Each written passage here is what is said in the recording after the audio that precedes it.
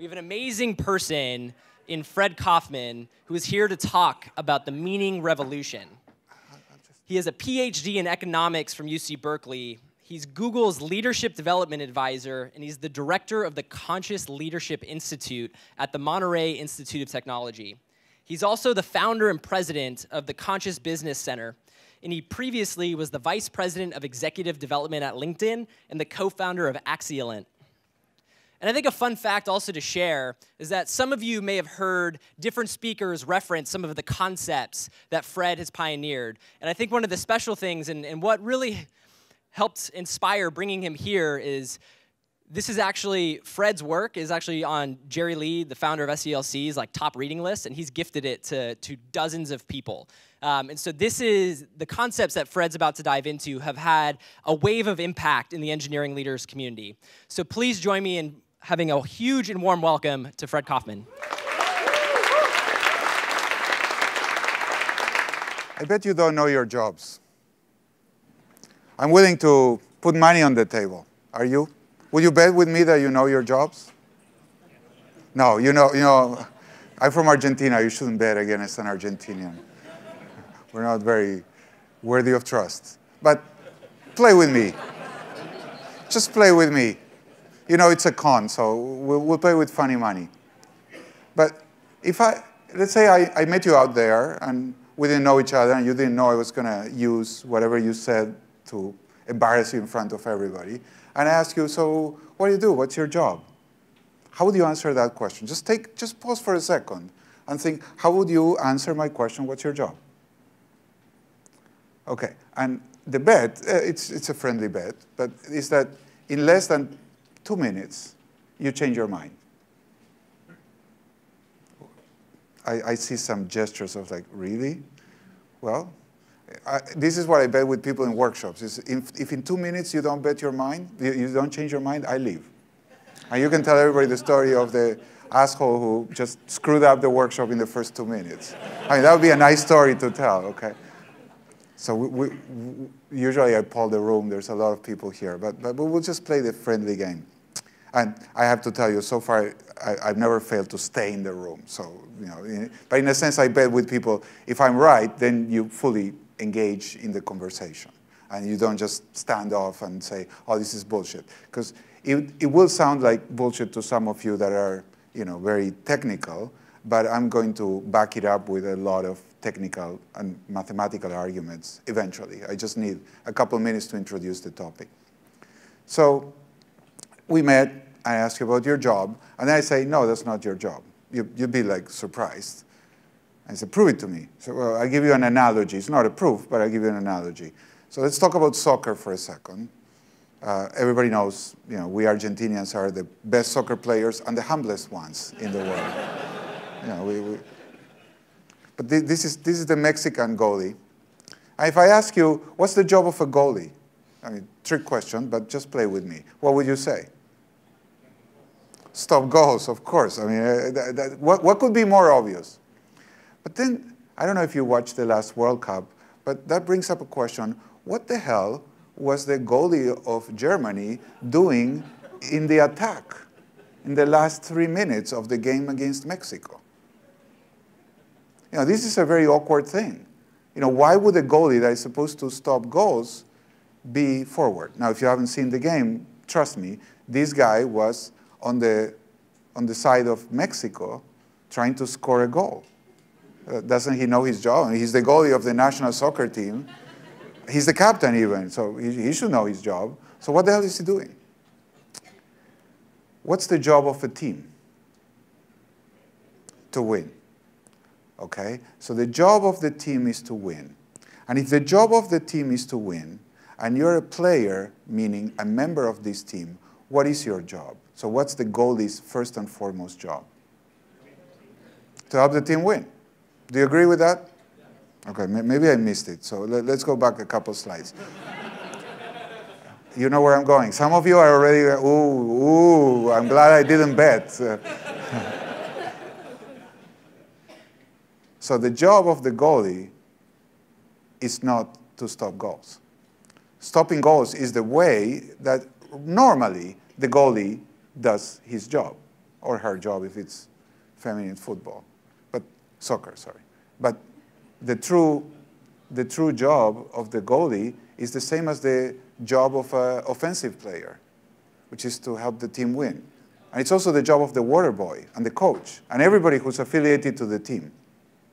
Everybody is there to help the team win. That's the main contribution, the main value of the players.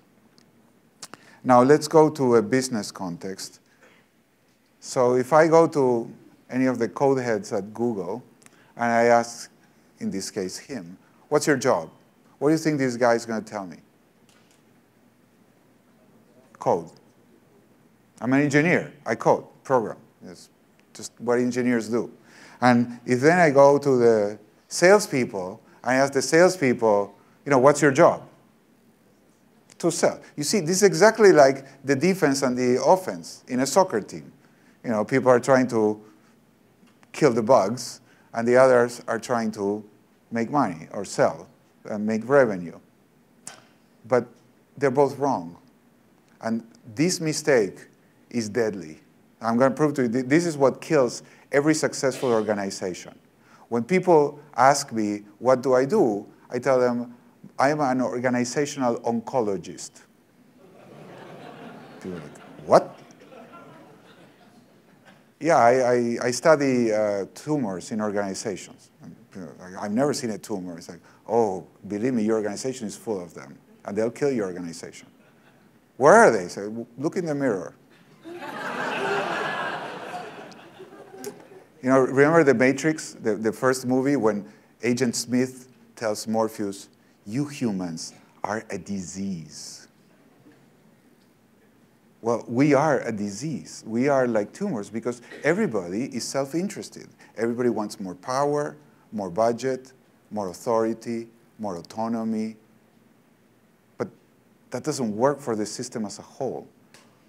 Just like a cancer cell goes into a tissue, grows into a tumor, and the tumor is incredibly successful at growing and achieving more space, more power, more nutrients, until it kills the host, and then everybody dies. But the tumor is very successful. The host is the one that is not successful. So in an organization, the deadly disease is that it disorganizes, because everybody starts working, doing his or her job, instead of contributing to helping the team win. This is not a joke.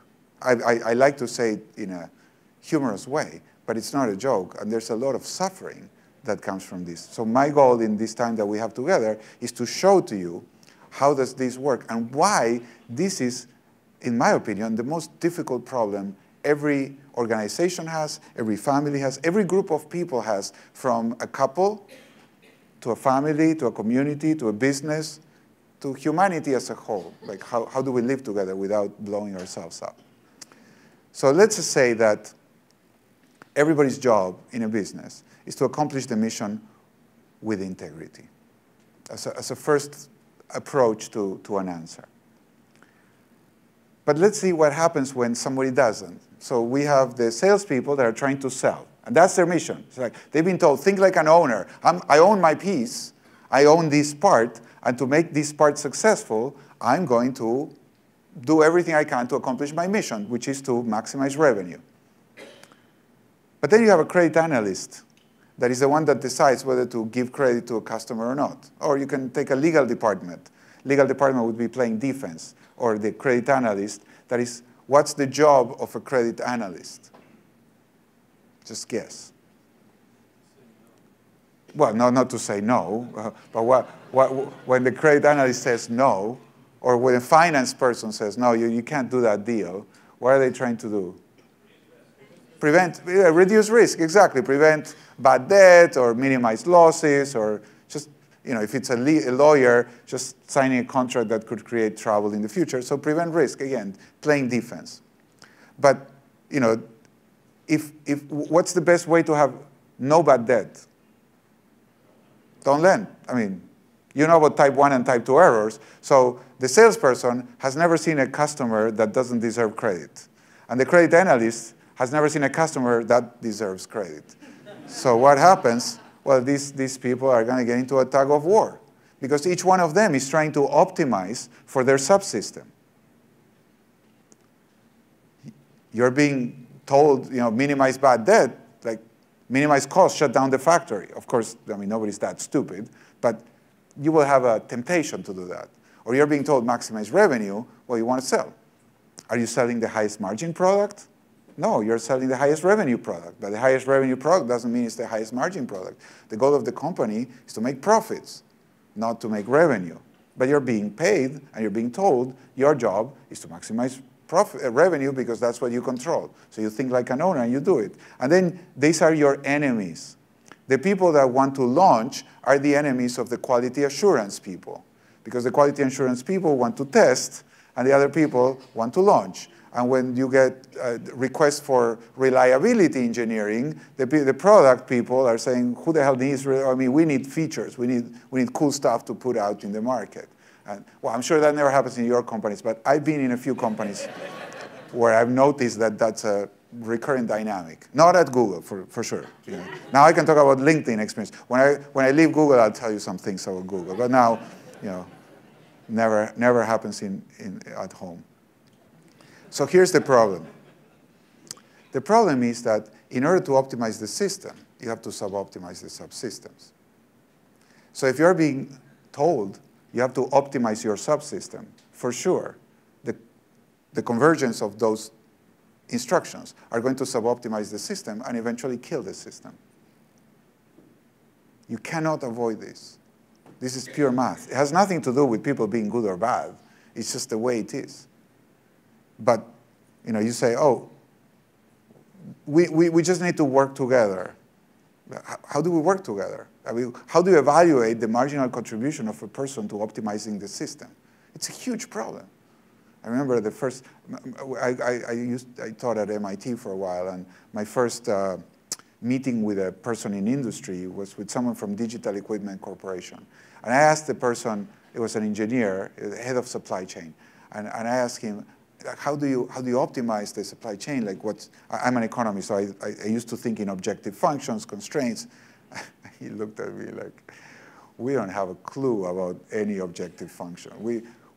My problem is that Harry, not real names, but Harry hates Sarah's guts, and Sarah hates Harry's guts, and they're not communicating, so they're dropping all the balls between the two of them, so our supply chain cycle time is going through the roof. I mean, that was literally what he said. He said, well, how do I calculate this? Like, I was coming from MIT.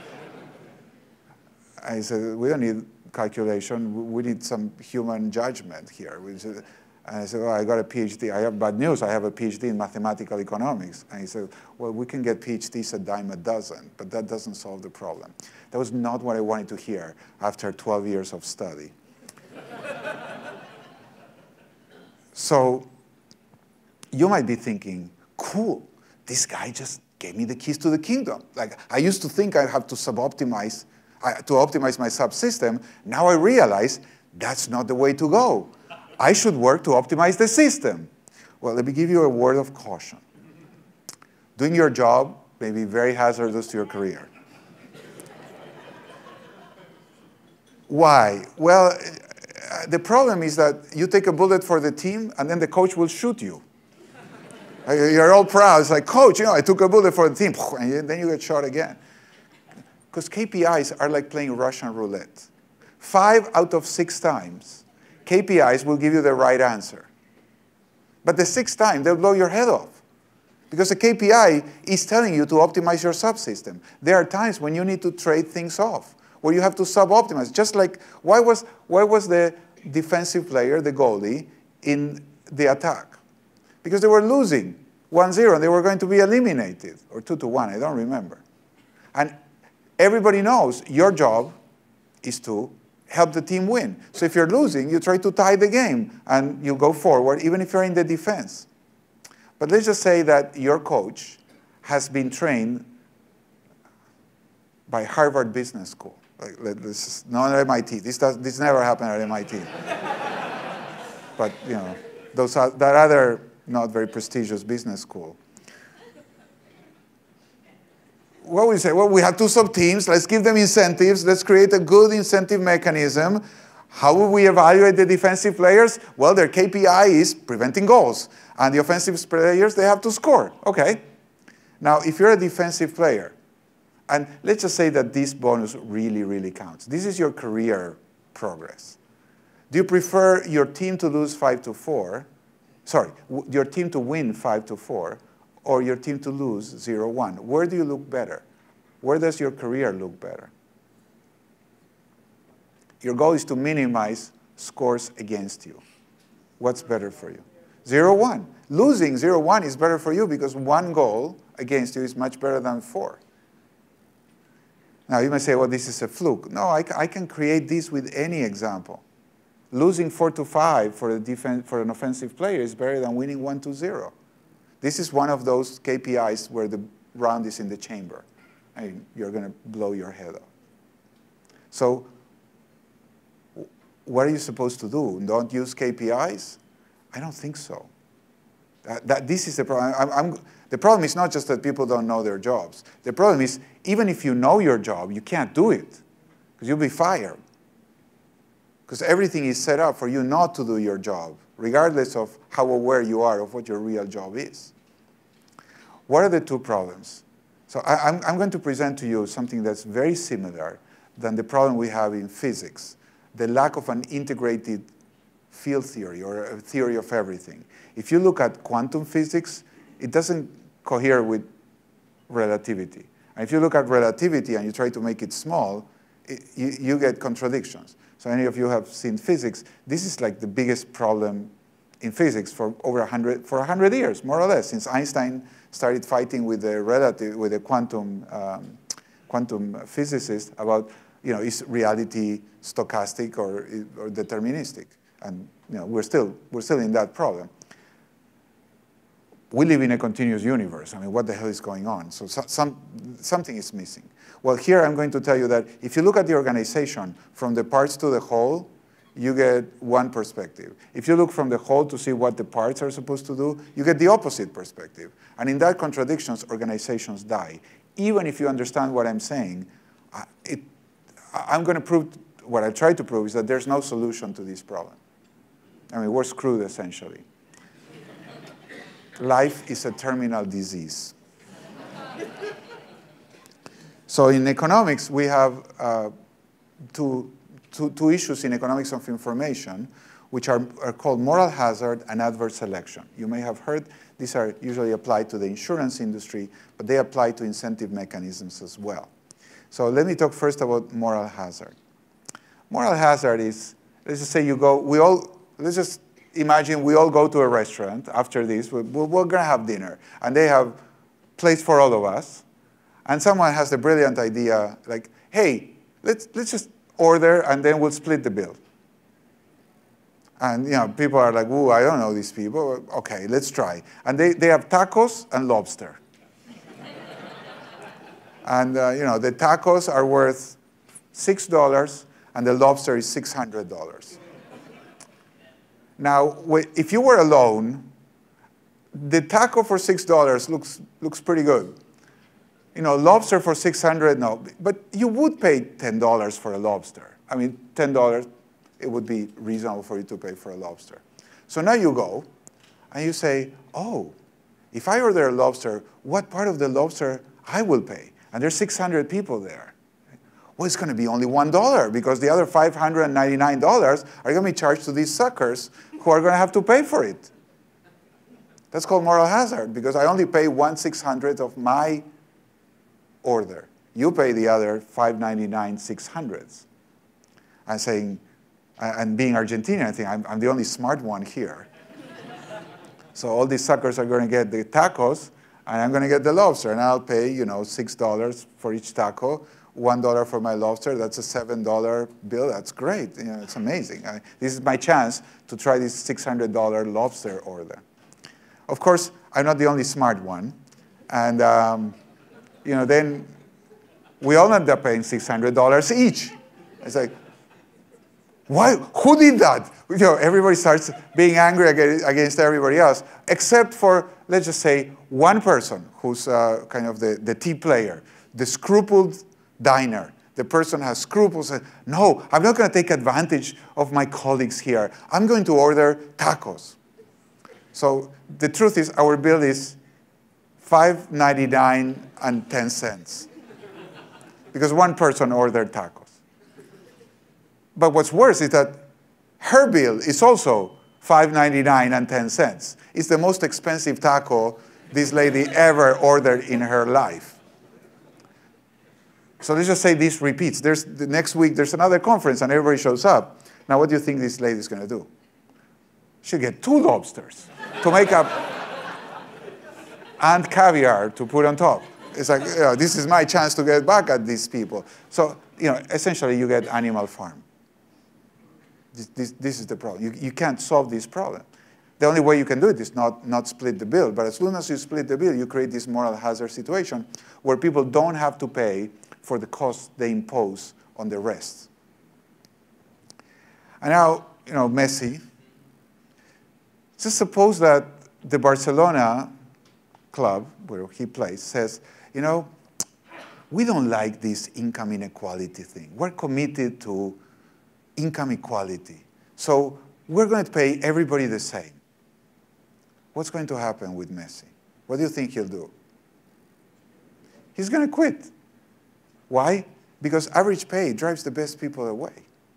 If you're the best salesperson in the world, do you want to be paid average commission or you want to be paid your own?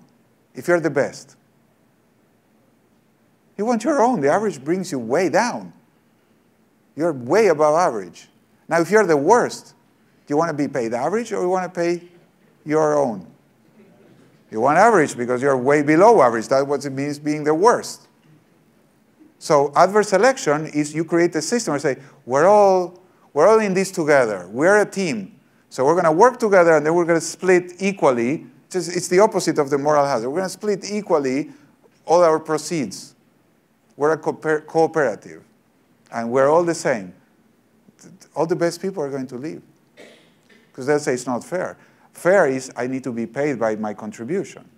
And not everybody contributes the same. Not everybody studied the same. Not everybody works equally hard. Not everybody has the same talent or is willing to stretch the same. It's not fair that everybody gets the same. I teach at a university. I offer the kids, here's a deal. If you want to reduce grade inequality, we'll agree at the beginning of the class that everybody gets the same grade. So we take the exam, and whatever the exam yields, everybody gets the average. Do you want that deal? Nobody wants that deal, ever. And if I enforce that deal, people will drop the class. Because they know what will happen. Some people are going to shirk in the first test, and then more people will do it in the second test. And by the time of the final, nobody's studying anything because you're getting 1/600 of your grade because everybody else is counting on you to carry them. And then you die like the horse in Animal Farm. You work harder, and you die. I'm sure you have seen some traces of this in your companies. This happens in families, in communities. It's called the tragedy of the commons, where everybody tries to piggyback or ride other people's coattails and take their sheep to graze in the commons until the commons is overgrazed. Anyway, it's a big problem to deal with collective property or schemes that are collectivist. And essentially, that's what destroys communist economies. I mean, there are very, mathematics has nothing to do with political ideology. It's an information and incentive problem. In an economy where you cannot evaluate the marginal contribution of people and you can not calculate economically the cost of capital and different production methods, you just get disorganization. You just can't keep things together. It happens everywhere. There's a famous story about 6 blind men trying to discover the nature of the elephant. And of course they're fighting because one of them says, no, the elephant is like a pipe touching the trunk. They say, no, it's like a column touching hugging the leg, and the other is touching the side and say, no, it's like a wall. And they're all fighting. And a passerby who's sighted says, no, you're all wrong. You're right, but you're wrong. And the blind man says, well, what the hell do you mean you were right? Well, you're kind of right because the part that you're touching looks like the part, what you describe. But nobody can touch the whole elephant. So you're all wrong because you're extrapolating your part to the rest of the elephant. And they say, how do you know? Well, let me walk back and see, I can see the elephant because I'm way back. So the blind men say, yeah, you can see the elephant, but you have no idea of the elephant's texture. You can't touch the skin. You don't know what's happening in each part of the elephant. And the sighted man says, you're right. Well, that same thing happens in companies. If you're on the ground, you have very good granularity, but you don't understand how the system works because you can't see the interactions. And if you assume that the rest of the system is like your part, you're wrong. But if you're far enough, let's say an executive, to see the whole picture, well, then you don't see the granularity. You just don't understand the particular circumstances of time and place, as Friedrich Hayek described them. So in this dilemma, most leaders decide to say, okay, here are the rules, you're going to do that, and you're going to do that, and you're going to do that, and that's the collapse. Because when you do that, people get stuck, and they can't do anything. And when people don't do anything, people get aggressive, people get angry. And when people get angry, they get totalitarian. I'm dead serious. There's 150 million people that were murdered by their own totalitarian governments in the 20th century.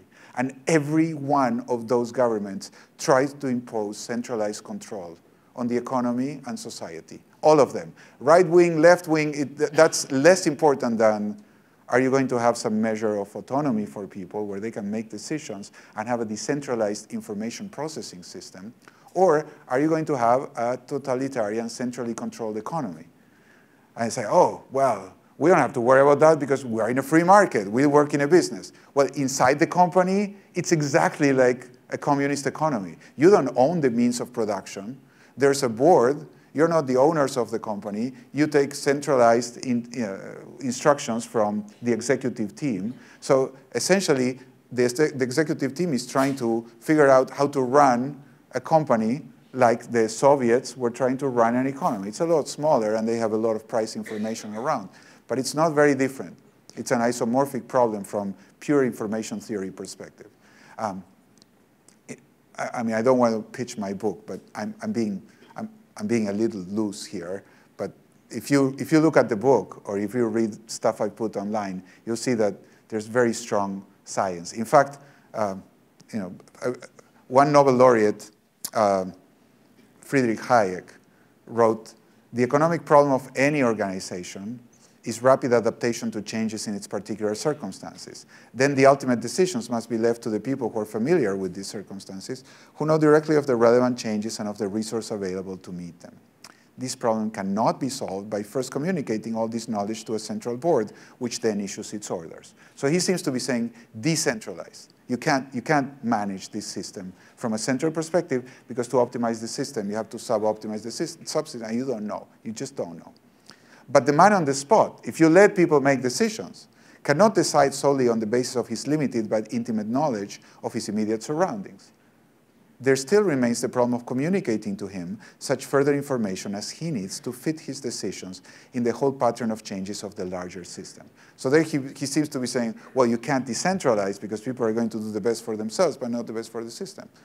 Well, Hayek won the Nobel Prize for studying how the price system in a competitive economy is sufficient. It's a vector of sufficient information to allow people to make decentralized decisions that converge to the core of a competitive economy, or what could be approach an optimal point. Now, I arrived in UC Berkeley to study with Gérard Debreu, who was another Nobel laureate, a French, who actually studied the core of an economy, under what conditions an economy will converge. But then in Berkeley, I had the pleasure to work with another French guy who then won the Nobel Prize. And this is, my advisor was Drew Fudenberg, and then Jean Tirole was his co-author, so I got to work with Tirole. And the two of them were working on agency theory.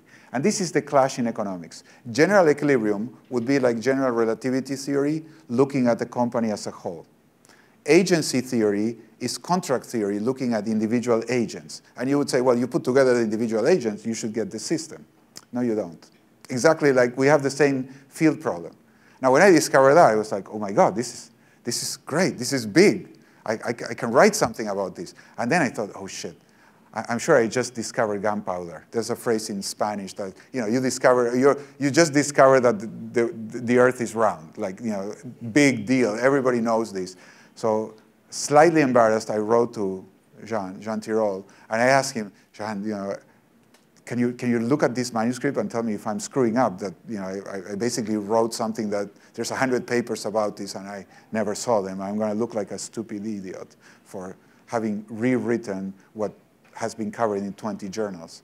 And he wrote back to me and said, no, this is pretty cool. I haven't read something like this. Like, really? Like, would you write a quote for my book? And he did. So, if somebody accuses me and say, well, if John didn't know it, you don't blame me because he's the Nobel Prize, not me. So we're screwed. You will be thinking, so are we going to get something uplifting here, or do we have to wait for the wine? Well, yeah, I have some good news. And the good news, I'll tell you the story of these two hikers that encounter a bear, and the bear is menacingly approaching them. One of them sits down and pulls a pair of running shoes from his pack. And as he's putting the running shoes there, he says, what the hell are you doing? Well, I'm going to run. You can't outrun the bear. I don't have to. I only have to outrun you. This is an unsolvable problem, but you don't have to solve it. You just have to do it better than others to win. Because every organization has this problem. So in a competitive market, you're not trying to have the bear eat the other person, but you're trying to serve the people that depend on your products and services to have better lives. So that's a very noble goal. It's a race to serve people better, cheaper, with higher quality, and so on, faster, you name it. So the question is, who's going to win this race? And the one that's going to win this race is the one that ameliorates this problem as best. In the land of the blind, the one-eyed is king. And everybody's blind. So, just understanding, I tell you, I put it now I think after studying this for 25 years, I can explain it, but my God, I broke the whole wall trying to hit the nail in the head. Like now I feel like, yeah, this is the freaking nail, and this is the problem. Now, it's not easy, even after you know the problem, what to do about that. In the last 9 minutes, I'll tell you what's the answer. Because the solution turns out to be trivially simple. Wickedly difficult, but very simple to understand. But it's not a solution. We can't solve it. This is a mathematical impossibility. Under the assumptions that I told you, self-interest, private information about the immediate environment, talent, and effort, there's no way to solve this problem. That's proved mathematically in agency theory. You need to condition compensation on performance in order to incentivize the right effort. But if you condition compensation on performance, meaning KPIs, you're going to destroy the global optimality because people will optimize their subsystems. That's the crux of the argument. So what do? Well, you have to change some assumption. You have to change something. And a basic assumption that I've been using in all my presentations so far is the one that it's called the Homo economicus, the economic man or economic human, which is people respond to incentives. And they respond to material incentives that have to do with rewards and punishments. I am going to argue, I argue extensively in the book. This is like the first 3 chapters of the book. There's 8 more chapters in the book, but these are the first 3. Because I find the problem incredibly elegant. It's as a mathematician, when I discover it, oh, this is such a beautiful structure and how everything comes together. And in a sense, it's part of my history. I started with general equilibrium, then I went to contract theory, and then it turns out the two of them give you the exact opposite recommendations on how to centrally manage or decentrally manage a system. So I said, well, what's the opportunity? So, well, there's 90% of human energy comes from commitment. Nobody can make you do things if you don't want to with your best effort. And I discovered this thinking about my kids. Because as a manager, I wanted my kids to, these are not my kids. This is what I wanted my kids to be. Just in case you had a doubt, this is what I wanted my kids to be. They were dirty and fighting over the iPad. No, they were not reading like this a book. They were all dirty, they hadn't taken any bath, and they were fighting, yelling at each other, pulling on the iPad. My turn, no, my turn, my turn. So what did I do as a manager? Take away the iPad. No iPad until you read. So I succeeded. They read, cursing me under their breath. And I realized, as I was watching them and not feeling satisfied, saying, well, okay, I got them to read. Why am I not feeling good about this? And I realized, I don't want them to read. I want them to want to read. That's a very different problem.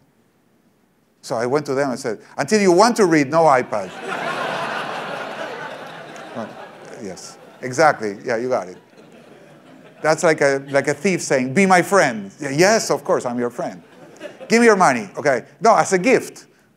Well, here, have a gift. No, you don't really mean it. I'll shoot you. Mean it or I'll shoot. No gun in the world can get you to respect someone.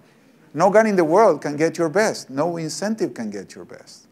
You will only give your best because you want to. It's not contractable. And that's the difference between management and leadership for me. Leadership is about eliciting internal commitment.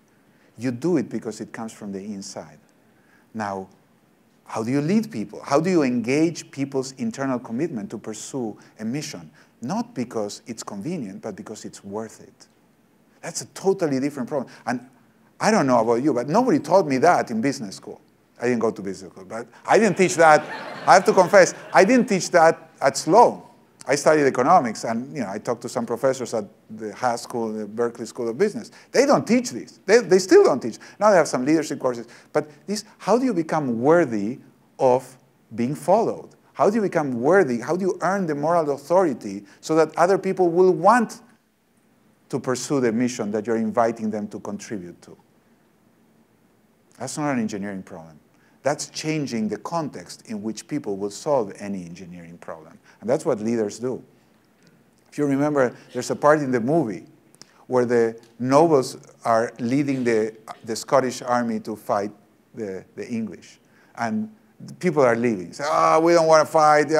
And he comes and he says, yes, leave and you might leave. Stay and you might die.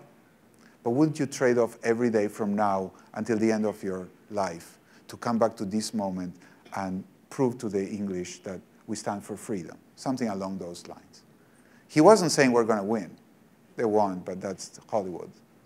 He was saying, it's Henry V. I haven't seen St. Crispin's Day. Go to YouTube, watch St. Crispin, Kenneth Branagh, St. Crispin's Day address. We few, we happy few, we band of brothers. For whoever sheds blood with me will be my brother. Being he nurse or vile, this day shall gentle his condition. And gentlemen in England now abed will feel themselves accursed. They were not here to fight with us upon St. Crispin's Day. Now, that is not management. That is not like, hey, guys, stay, and we're going to win. It's like, no. We're probably going to get our asses kicked because the French are 7 times our number. They're fresh. Well, we'll do our best, but the fewer the men, the greater the share of honor. We'll just die. We don't need more people to die with us. I mean, what kind of attractive speech is that? I mean, as a recruiter, they suck. But what people want in their lives is not just more goodies. I'm not saying that goodies are not important. So that's like walking with your right leg. And it's good to walk with your right leg, but if your left leg is stuck, you're not going to go very far. So what I'm saying is use the 2 legs. You have compensation mechanisms, you have bonuses, benefits, stock plans, I mean, whatever you have to incentivize you and your people.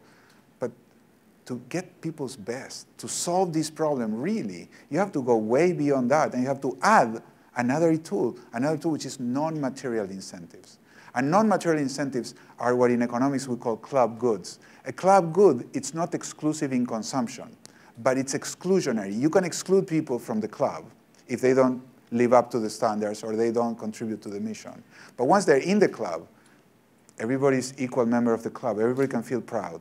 Everybody can connect to a similar purpose. Everybody can uphold certain principles and feel fully integrated and included in a community. This is what we most want as human beings.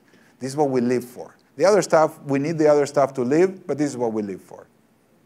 So as a leader, as an engineering leader or any leader, you have to engage the 2 parts, make it the right and the left leg. If you want people to walk, you have to get them to understand what you're trying to do, but then you have to make them, like my kids, I had to find a way to have them want to read. I can force them to read only when I'm controlling them, but the moment I turn around, they don't read anymore.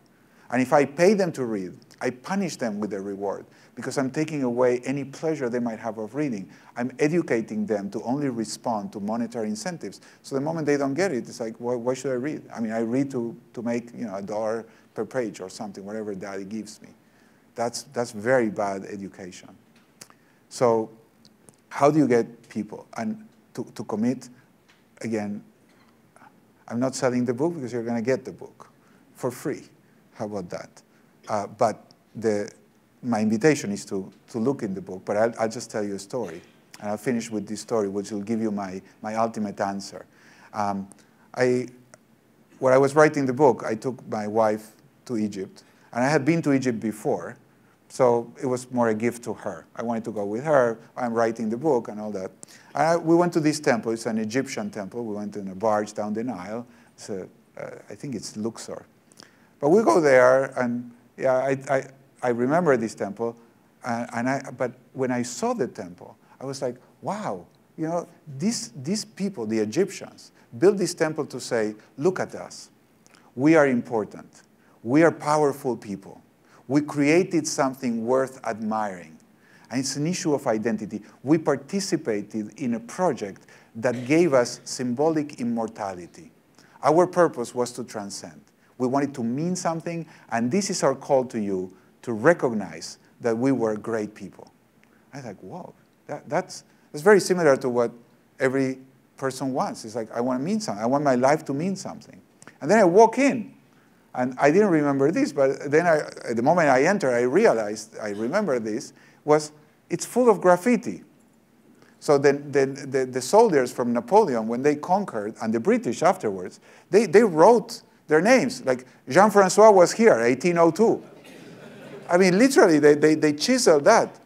I said, my God, there's 5,000 years, more or less, of difference between this temple being built and Napoleon and his soldiers getting there. But these soldiers wanted the same thing. Jean-Francois was saying, I was here, remember me. I did something important. I'm worth remembering and admiring because we conquered this place with my other fellow soldiers. And I said, wow, this is an absolute human need. We all feel the need to transcend because we know we're going to die. And we know that in the big scheme of things, this life is absolutely meaningless by itself. So we need to create something that will go beyond just our material existence. Meaning does not come from lasting. We want to really live. And some people say, I want to change the world, or we can be very grandiose about that. But the impulse is true. It's a very powerful driver of people's motivation. We all want to do something that matters. Well, businesses can create things that matter, and they can help us transcend in service our own concern for ourselves or our egoic stuckness. Because essentially, when we're in business, we're there to serve the people that we want to help live better lives. And my goal when I wrote the book was to say, is it possible to inspire people with a purpose that will give meaning to their lives? And I believe business is the best shot we have. I mean, if you look at the political landscape, that's kind of a closed door. Not a lot of hope from that domain. But business is about people really helping other people live better lives, and yeah, being compensated for that. But that's what we get paid, because hopefully we can help our companies develop products and services that will be so valuable that people will want to pay for them, and that creates a cycle of goodness that we can call a free market economy. So my goal, you're going to listen to Reed afterwards, but one of the things that I'm very proud of, I'm a good friend with him, he calls me the high priest of capitalism. You can ask him, why do you call Fred the high priest of capitalism?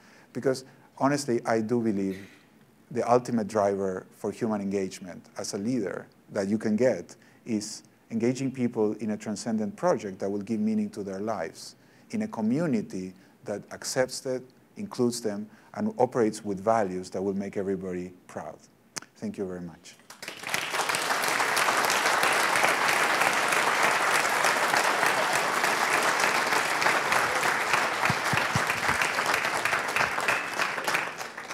Thank you so much, Fred. We have a few questions from the audience. You manage that. I'll answer as many as you want, but I don't want to go over time. So. Well, the first question harkens back to the first point you made about Argentina. Why hasn't Argentina won a World Cup for so long yet? What failed? Well, Argentina won the World Cup, and you may remember Maradona or Kempes.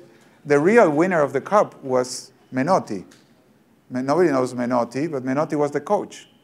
Argentina had wonderful players forever, but they never played as a team. So I would say they won the Cup in '78 and then again afterwards because they played as a team. And they haven't won ever since because they stopped. And Messi's not enough and so on. So that's my answer. The next one, this is from Mark. How did you get your kids to want to read and not fight for the iPad? And I'm guessing other people can substitute other things. Who says I did it?